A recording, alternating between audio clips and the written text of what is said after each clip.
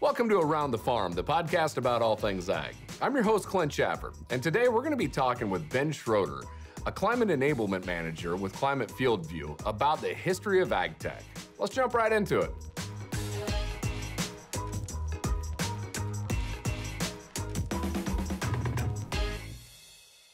Ben, welcome to the show, man. Well, Clint, thanks for having me this morning. Well, how about you tell our listeners a little bit about yourself? So I've worked for Climate FieldView for 3 years. Moved to this role from an Asgrow DeKalb FSR role up in North Dakota. Celebrated 10 years with the company here just recently. Prior to that, I worked retail in western North Dakota, and I'm originally from a grain and vegetable farm in Northwest Ohio. Oh, nice. Where are you sitting at today? Sioux Falls, South Dakota. I work with our dealers and growers in western Minnesota. Gotcha. So you got a pretty good-sized territory then to cover. Yeah, it's a lot of fun. Well, I tell you what, I thought it would be fun if you and I have a conversation around just the history of ag tech. You know, you're working in this technology space a lot. You've seen a lot of things come through. I thought it'd be fun to just kind of kick back and talk about some of the past. Yeah. What do you think, like when you think of ag tech history, where's your mind go? So, I define ag tech history as anything that's electronic, either built for farmers or that farmers use a lot of. So think of, the touchscreen controller in your tractor. Think of an app that you use on your phone. Think of the two-way radio, that you have in your combine. I think of things like that, and I think of how valuable and how much time that saves us today, and how much insight it gives us that we've never had before. Well, when would you say that ag tech, in your opinion, kind of hit the scene, or you started to seeing ag tech at least start being either discussed or start rolling into cabs? I would say, the early 1980s, Clint. The first thing I can think of were those spray controllers that went into sprayers. Prior to that, you just had a pressure valve and a pressure gauge, a little valve you adjusted to get your pressure right, and just kept track of your acres per sprayer fill. And to be able to just type in an application rate into your controller and let it do all the work for you is the start. And we all recognized how useful, how powerful that was, and lots of things came out of that concept. I even think, Ben, I think back of like planter monitors, right? I mean, I know I've talked to my old man about this, which, in the past you were, tying something around a shaft to make sure everything was still spinning, right? That you could see behind you. And then I remember, one of our first primary population monitors, right? Of just tracking that population. And then now you look at where we are today with FieldView and like a Precision Planting 2020 attached in there. Holy cow, the amount of information is insane. So yeah, Clint, that monitor is a great example of, something that was revolutionary. At the same time, we recognized that we needed to be able to do so much more. The first monitor that I could think of just had the flashing lights. Yep. It told you if a seed was dropping. It saved you the time of, getting out and digging behind the planter, several times a day. It didn't tell you if a certain meter was planting right. It didn't tell you if you're planting the right population. As good as it was, it really showed us how much more we needed to be able to do. Well, and correct me if I'm wrong, but I think it was really, your population was really just an average. It wasn't showing population per row at that point in time, right? Yeah. It just gave you a number and flashing lights. I remember the flashing lights. If they're flashing, that means seed was dropping, but everything else was still manual and still a lot of math done in your head. With a lot of this technology comes, a lot of data management over the years, and I think we probably take for granted now that you collect data and it just automatically shoots up to the cloud and that's it, right? Your stuff's there and you can access it. Where does your mind go when you start thinking about just where data transfer is coming from the past? So 3.5-inch floppy drives, they were those plastic things with the little plastic disc with a little slider deal on them. Putting those in a fertilizer spreader to upload application maps, prescriptions. Dirt and fertilizer dust was just murder on them. Ah, Very commonly, you had to run a new one out to the field while the spreader sat, and they had no storage. You needed to have several disks for a field. We advanced to the flash cards and then thumb drives and now live streaming, where you can push new prescriptions out to a planter instantaneously. You want to make a small change to a prescription, you can do that in a few minutes and be back to planting in just a few minutes. yeah, you talk about floppy drives, and I think that's hilarious. I've seen some like reports about today's kids. They have the save button is still the floppy disk, but they Mm-hmm. have no clue what that means. Mm-hmm. Like where Mm-hmm. where that icon actually came from. Where does this go? Yeah, where does this disc go? And yeah, how many songs can I hold on it? Yeah, yeah, like half of one, right? Yeah. It was interesting. I just think back of back in school, I worked in the computer department, and everybody's finals and their papers and thesis and everything else was all on 3.5-inch floppies. Mm-hmm. And you talk about failure of these Mm-hmm. discs, right? I mean, they were Mm-hmm. not very reliable. And I remember, this gal comes walking in, and she's just in tears. Her entire thesis is saved on this, and you can't recover it, right? And it's like that's like the only copy. And those are just like nightmare stories that I think of when thinking about some of those old types of media. Yeah. I remember keeping, two sets of discs and saving stuff on two discs, for that very purpose, Clint. And I'm sure I lost some things along the way and had to retype them, late into the night. Well, one of the other pieces, as you start thinking, you talked about like flash drives and, some of those different cards.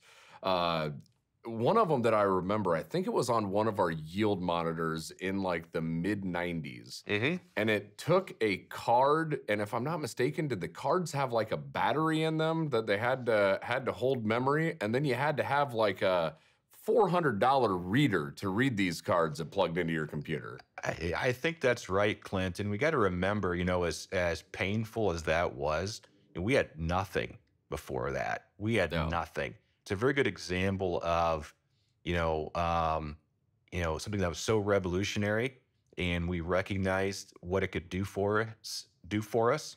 At the same time, wished it could do so much more. If you think back on some of this, what are your favorite, what were your favorite pieces of ag tech that you can think of back in the day? So I can think of two things, Clint. First off is that, that thing that was revolutionary but needed to improve so much, and that was my dad's bag phone, right? You plug it in a cigarette lighter in the pickup or in the combine. It had no caller ID. It needed to be plugged in all the time, but it saved you the hassle of, going home, running back to the house at lunchtime or whatever to make phone calls and listen to the answering machine. Obviously, those bag phones have improved a lot to what we have today. The first piece of technology that really, really worked, that changed so much, was a sprayer that we bought like in 2006. It was all OEM. So it was the same brand of sprayer, GPS, console in the cab that had section control. So it would shut off boom sections, and obviously had auto steer. And how much more accurate that was, and how much less fatigue you had at the end of the day. It turned the sprayer on and off for you, steered it, going down the field. It sounds so simple, but it was so profound when we got it, and it just worked. We got that and said, I don't know how much more we need, right? It was that good. It was that good. And obviously that technology has improved since then. But it was the first thing that I had access to that really, really just worked. It just worked. And I always think back to the first time I hit that auto steer button on the sprayer and the front end jumped over, and what kind of a feeling that was, right? Knowing that the sprayer was going to do its own job down the field. One of my favorite. I'm gonna add two in here. One of our first GPS collection devices was a compact. The brand Compact, the computer manufacturer, right? A handheld that slid into like I think it was called like a Navman sleeve or something, and then it gave it GPS, right? I mean, this thing ended up, becoming like pretty bulky, and they made like otter boxes for these things and all sorts of things. But yeah, just really. I want to say those first handhelds were even a black and white screen, maybe, and you're going out there just trying to map out, tile holes or soil samples or things of that nature. And Clint, I think of, the people who developed that technology, the work they did, they were piecing different components together to make it work, right? It was not order the whole system from the dealer. It was buy this part, put it with that part. And then the people actually using it, the patience they had to put up with the inevitable tech glitches that those setups had in those compact PDAs or laptops, like true laptops in the Yeah. cab from that era. Just the work that went into just make that happen. Yeah, the ruggedized HPs. Do you remember those? Those were like these mil spec laptops, the farmers are launching in and and throwing into their cabs, and that's what they're collecting on, right? That was kind of the era where guys would take photos of all the controllers they had in the cab that would cover the whole window. You'd have a laptop for this, a dedicated GPS console for that, just to make it all work. Yeah. So we talked about your favorite. What would be just some of your least favorite nightmare, like thinking back, going, thank goodness we don't have to have that technology anymore? So the HP ruggedized computers were awesome, but they were thousands of dollars, right? Oh, And not every system had that. I think about soil testing in the late fall in the cold using just a regular laptop, plugged into a cigarette lighter on a four-wheeler somehow. The screen was dim in the sunlight. It would kick out. It would actually cut out when it got too cold, and you're working on that keyboard to log everything you're doing as you're doing your grit sampling. It was just a it was just a terrible system that we had. And it was so nice when we went to, touchscreen computers or tablets and iPads that we have now. It is funny for those that haven't utilized technology out in sunlight. Screen quality is an absolute must. Me and one of my good friends ran a soil sampling business, right? And that was one of our headaches, was trying to find, especially if you have an open four-wheeler with no cab, right? What is that piece of technology that you can use that you can still see in the sunlight, right? And that's tough. The piece of technology we used, Clint, was a old chemical box. They have 2.5 gallon jugs that we built Yeah. into a shroud with a box and some duct tape. That was a technology we used to make that work. Yeah. Yeah. I look at one of the other things that I think of on just things that got us to where we are, but just the inaccuracies was terrible. And I think it was Dad's first yield monitor was literally a flow flap in the unload auger, right? And of course you can imagine the accuracy on this thing, right? But hey, it got us to a point that we got to the next level, right? And then you start getting your moisture sensors in there and your pressure plates and all of that. But it was funny. It literally started with just a flap on the end of an auger. In Clint, as inaccurate as that was, it was still good enough to make farm decisions with, business decisions with. And customers would use that and be asking their provider, asking their dealer, can you get me something better? And industry recognized that farmers wanted that, and built those things. Farmers were patient with the development of that technology, and the people in the industry who built those were very dogged, in their work to get us where we are today. We owe those guys a lot. You've had a lot of experience working in and around retail as well. How have you seen, larger companies with a lot of different employees be able to start adopting technology at a fast pace? So, what I see now, Clint, is larger companies using fleet solutions. And these are fleet solutions designed for agriculture. So, every delivery truck, every applicator, has its own GPS receiver in it. So dispatch knows where all the equipment is, can do a better job of dispatching. They can send directions out to trucks, delivery trucks, and send prescriptions and work orders out to machines. You're not sending out paper tickets with machines. Truck drivers aren't getting lost. Um, that then ties in with their billing. And I talk with retailers who say, their shrink, their billing is more accurate. They aren't losing fertilizer somewhere.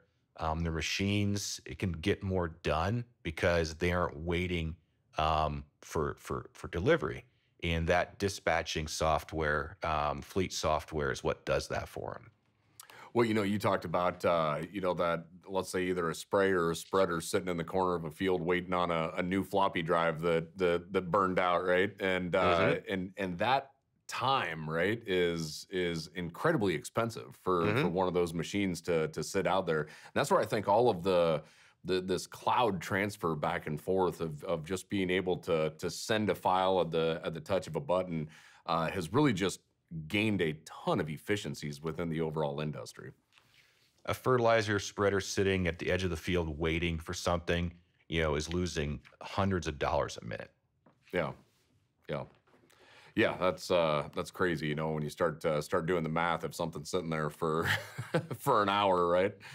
As we start thinking about field view coming into the scene, and really I started thinking about just everything the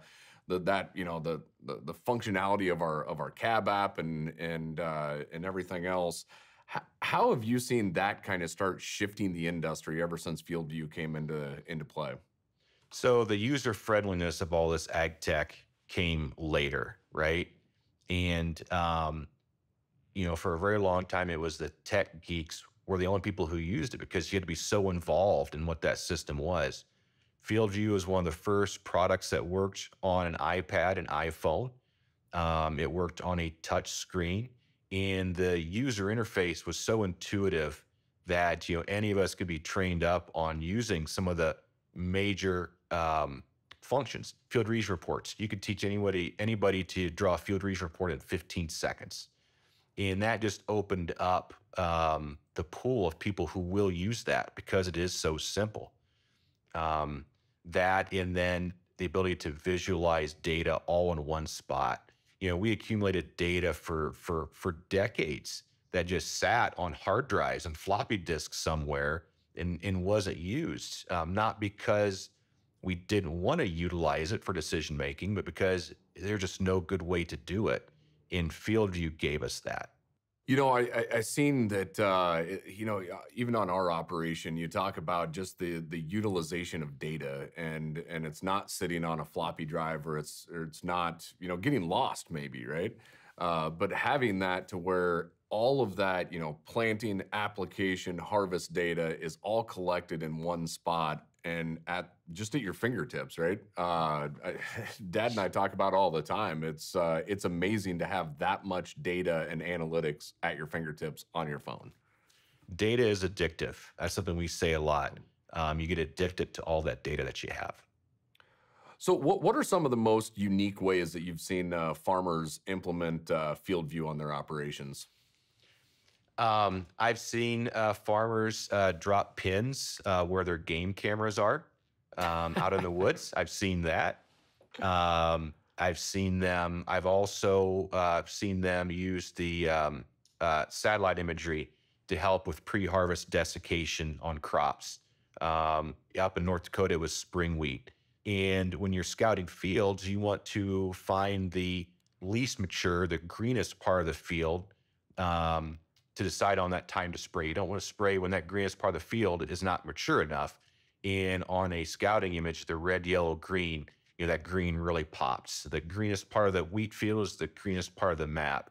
You can drive right to that part of the field and scout right there. We say that, a person walking across the field scouting can only see a very small percent, only put their eyes on a very small percent of that field. The scouting imagery that FieldView has would direct you right to that piece of the field that you needed to see. Yeah, that's interesting. That's something I probably would not have thought about using FieldView for. That's a great example of our dealers figuring that out for themselves. FieldView was not built for that specific purpose. Our dealers recognized what it can do and started using it for that purpose. Yeah, you talk about our dealer partners out there that are supporting FieldView as well. How have you seen that transition of getting FieldView into their businesses and organizations and their support of our platform? Keeping a close eye on new corn hybrids. Our dealers sell a lot of different hybrids and soybean varieties. And there's a lot of nuance in the agronomics of those. With a new product, they haven't seen it in the field much, and they want to learn that product very quickly.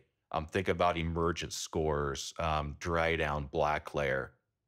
And growers who use FieldView, who have their accounts shared with their dealers, make it so the dealer knows where those products are. And without tracking down the grower or looking for the red flags in the field, just on their phone can bring those fields up, find those hybrids, and drive to it and do that scouting that they otherwise wouldn't be able to do.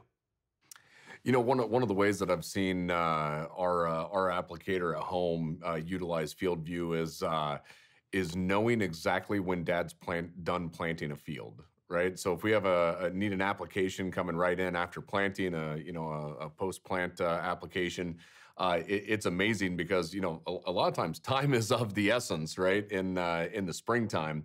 And so it's really neat to see how they're utilizing it instead of Dad calling in after every field, it's now, man, they can open that up and they can see that field 5 is done, right? And that can be put on the list now. Remote view. So you need seed brought out to the planter. Whoever back at the shop can just bring up remote view on their phone and drive right to where you are. Not near as much back and forth on the two-way radio. Man, if I had a nickel for every time I've talked about remote view on this podcast, I probably could buy me a Starbucks coffee. So... Yeah. Well, hey, I got a couple other questions here to ask you outside of the technology world. So we enjoy, going into planting season or going into harvest season. We enjoy to ask our guests what are their favorite cab snacks. Mountain Dew and Pop-Tarts, hands down. I would fill, my lunch cooler with healthy food. I would put healthy food in my lunch cooler and then just fill it level full above that with Mountain Dew and Pop-Tarts. Just work my way from top to bottom, right, Clint? And the apple and the banana, got put back in the refrigerator at the end of the day. Yeah, okay. I like that strategy though, right? The intentions are there. That's the important part. Oh yeah. What I've found out here, Ben, the interesting part whenever I talk about cab snacks, I have noticed that there are two different people in this world. Either the salt direction or the sugar direction. So you're hard in the sugar lane there. I'm team sugar, Clint. I'm like hard in like the beef jerky area. That's like probably my favorite cab snack that's out there. So, well, the other thing too, you've been making the circuit around the showbiz circuit here, right? I mean, you're here on a podcast, but before this, weren't you just like in front of a whole bunch of film cameras here, shooting an episode of The Farmer's Journey, right? I was, yes. I went up there and helped Harmon with setting up some fields in FieldView, and especially worked on script writing in nice. FieldView, and then did some equipment setup in the Cabos planter tractor as well. So tell me about it. How was that experience? Was that your first experience with a film crew? It was, Clint. The soft launch for my own reality show is going to be delayed for sure. Those guys worked so hard, to really capture, the life of a farmer, right? You could really see how hard they worked at it. They were working at it, and how important they recognize how important it is, to tell our customers a story. And I know season 3 of the program will be the best one yet. Well, now you can officially go out there to imdb.com and create your profile, right? So you can get out there and get some credit. So I'll have my agent do that. There we go.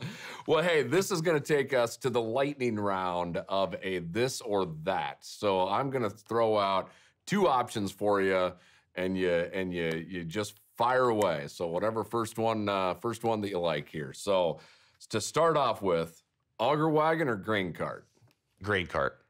Well, that's all the time we have here, Ben. So thank you for joining. But if you would have said auger wagon, I would have continued with the questions. But that just stops me. So no, okay. One more, a couple more. How's that? Mountain or beach?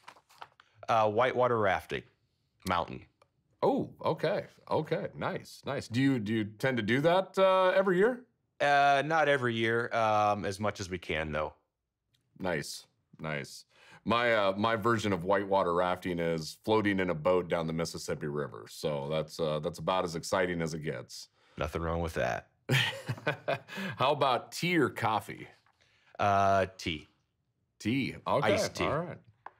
And the important one here, how about Apple or Android? I am team Android. Team Android. Go back to the old tech days, Clint. My first mobile device was a Dell Axum PDA. Oh, yeah. Something about that big, and it was terrible. But I recognized what it could do for me once they had it figured out. But I was a little bit jaded by that, so I never got a BlackBerry. Waited for a phone with a touch screen, and the Android is available to me before the Apple iPhone is available to me. I went Android, and I've been with that platform ever since.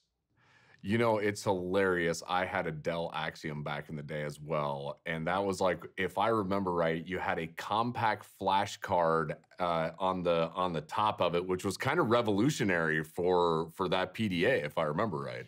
There was a dock that docked to your computer that synced files, and if you were like me, you had your own little belt pouch for it. You carry it right on your belt. Oh man, you and I were right there. We were rocking the same story there, man. Mm-hmm. How about DOS or Windows? Definitely Windows. I never really used DOS. I was in school at that time, so we were Apple, and then got out of school, it was straight to Windows. I remember people standing in line to get Windows 95. Something that, again, looking back at it, sounds just crazy, right? But people would stand in line to get Windows in the 90s. We had Dad was one of the first guys around that had a Windows 3.1. This probably would have been, like right around 1990, 91, somewhere around there. And I remember going in to the DOS prompt, and you could launch this game called, I want to say it was called Gorillas, where it was 2 gorillas that threw bananas at each other. And I remember playing that on DOS, and you had to know how to launch this thing through the prompt. And I felt like I was hacking something getting into this game. Those games were awesome. They were awesome. That and Oregon Trail, right? You surely played that. So. Oh, yeah. Well, Ben, I tell you what, man, this has been a really fun trip down memory lane and talking about, really where ag tech has come from, some of the ups and downs and things of that nature. But, man, thanks for coming on and joining us here on Around the Farm. Clint, thanks for having me. And I can't wait to see what we'll have next. I think the future is exciting. All right. Have a good one. Hey, a big thanks to Ben for taking us down memory lane there. That was a lot of fun. Also, thanks to you, the listener, for joining us here today. Be sure to hit that like button, subscribe, and maybe share it with a friend or two as well. And as always, Around the Farm is brought to you by Climate FieldView, and you can listen to this wherever you listen to your podcast at. And until next time, we'll see you around the farm.